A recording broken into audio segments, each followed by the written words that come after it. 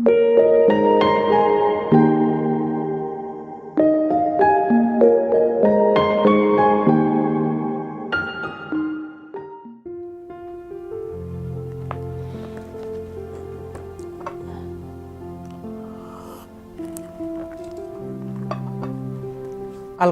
bukan kitab sejarah, karena Al-Quran tidak berbicara detail per detail tentang sejarah masa lalu. Bagi Al-Quran, itu bukan yang utama. Namun, Al-Quran 2/3 isinya adalah tentang sejarah. Tersebar dalam 35 surat, dalam sekitar 1.600 ayat. Mengapa? Karena bagi Al-Quran, sejarah itu bukan utama untuk dipelajari detail-detailnya. Tapi utamanya dalam kitab suci itu, sejarah untuk diambil pelajaran darinya. Agar kesalahan, kebodohan, kesesatan, dan kehilafan di masa lalu tidak kita ulangi di masa kita saat ini. Dan agar kehidupan kita terus bertumbuh menjadi lebih baik. Ngomongin sejarah, Al-Quran banyak berbicara tentang sejarah orang masa lalu yang sejarah itu bisa berulang pada kita saat ini dan manusia-manusia di masa depan. Karena itu penting kita belajar sejarah dari Al-Quran agar kita bukan menjadi orang-orang yang rugi. Salah satunya sejarah tentang Fir'aun. Kita semua insya Allah sangat kenal Fir'aun. Meskipun kita tidak pernah hidup semasa dengannya. Apalagi nge-follow akun media sosialnya. Wait, kalau Fir'aun punya media sosial, followersnya banyak nggak ya kira-kira? Jangan-jangan banyak. Karena seringnya kita mengaku beriman, tapi jadi followersnya iblis. Alhasil, kita mengenal betul Fir'aun, lantaran Al-Quran begitu detail memperkenalkannya. Bahkan dalam surat Yunus, ayat 92, Allah tegaskan bahwa Allah sengaja selamatkan jasad Fir'aun sekalipun untuk menjadi pelajaran bagi generasi sesudahnya. Lalu ditutup ayat itu dengan peringatan agar kita jangan pernah lengah untuk mengambil pelajaran dari Fir'aun.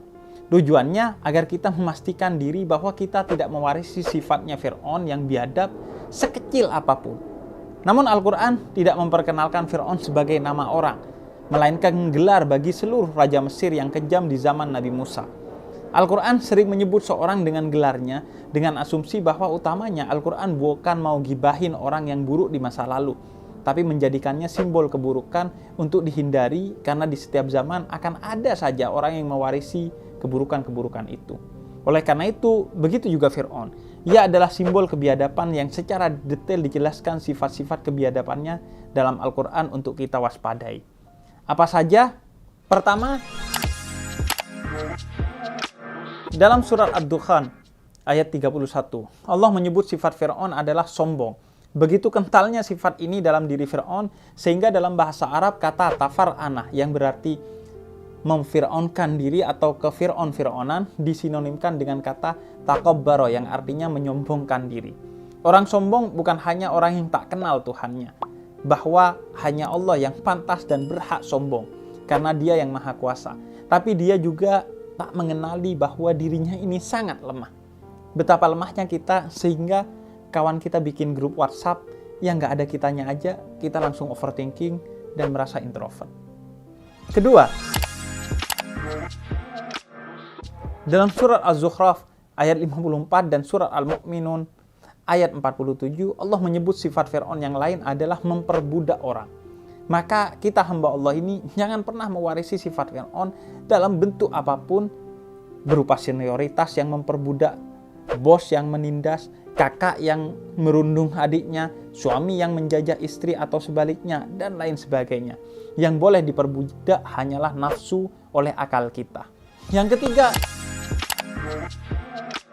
dalam surat Al-Qasas ayat 4, Allah menyebut sifat Fir'aun yang lain adalah memecah belah, sehingga rakyatnya terus bertikai dan mudah dikuasai. Persis sebagaimana politik penjajah di Indonesia dahulu, yakni politik divide et impera atau politik pecah belah. Maka muslim yang suka memecah belah berarti sejatinya dia mewarisi akhlak Fir'aun. Adapun akhlak Nabi Muhammad adalah mempersatukan yang terbelah. Keempat, Dalam surat Ghafir ayat 29, Allah menyebut sifat Fir'aun yang lain adalah tidak mau mendengar pendapat orang lain. Dia hanya memandang bahwa dirinya yang benar. Apa yang menurutnya benar, itulah kebenaran yang sejati.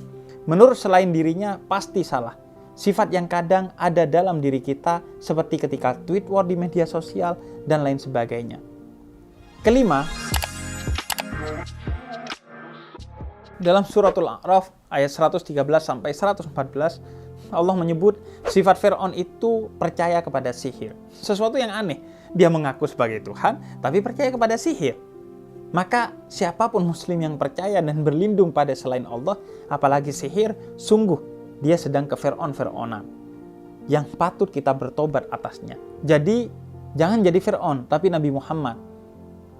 Beliau adalah teladan kita, yang beliau hanya percaya kepada Allah, bukan yang lainnya.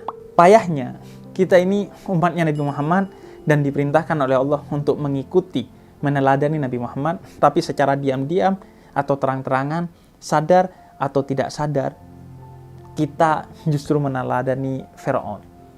Kita kadang sombong, kita kadang memperbudak orang lain, kita kadang ego dengan pendapat kita, merasa paling benar. Kita juga kadang suka memecah belah orang lain, khususnya di media sosial. Dan kita juga kadang percaya kepada sihir dengan berbagai bentuknya di era sekarang.